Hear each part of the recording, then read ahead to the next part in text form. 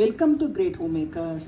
இன்றைக்கி கோகுலாஷ்டமி ஸ்பெஷலில் நெய்யப்பம் ரெசிபி எப்படி பண்ணுறதுன்னு தான் பார்க்க போகிறோம். இந்த டம்ளரில் ஒரு டம்ளர் பச்சரிசி, ஒரே ஒரு ஸ்பூன் உளுந்து, இது ரெண்டுத்தையும் நல்லா வாஷ் பண்ணி ஒரு 2 hours ஊற வச்சு எடுத்து வச்சுருக்கேன்.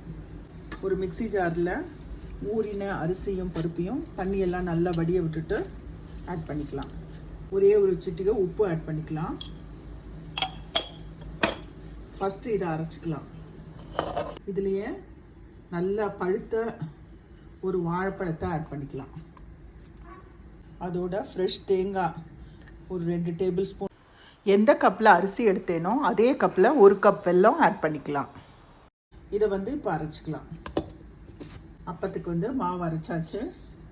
பவுலில் ட்ரான்ஸ்ஃபர் பண்ணிக்கிறேன். அப்பத்துக்கு மாவு அரைச்சாச்சு. இது அப்படியே ஒரு 2 hours நல்லா ஊறட்டும், மூடி வச்சிடலாம். அப்பத்து மாவு அரைச்சி ஒரு 2 hours ஆயாச்சு.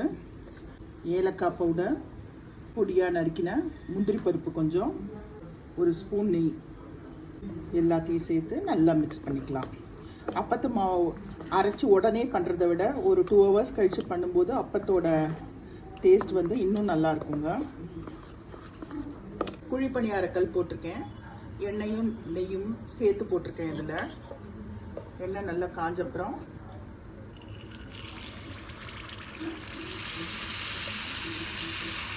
ஒரு குழியும் இந்த மாதிரி மாவை வச்சுக்கலாம். ஒரு மூடி போட்டு இதை குக் பண்ணிக்க போகிறோம். ஒரு பக்கம் வெந்த உடனே இன்னொரு பக்கம் அப்படியே திருப்பி போடலாம். 2 பக்கமும் நல்லா குக் ஆன உடனே எண்ணெயை நல்லா வடிய விட்டுட்டு நம்ம எடுத்துடலாம்.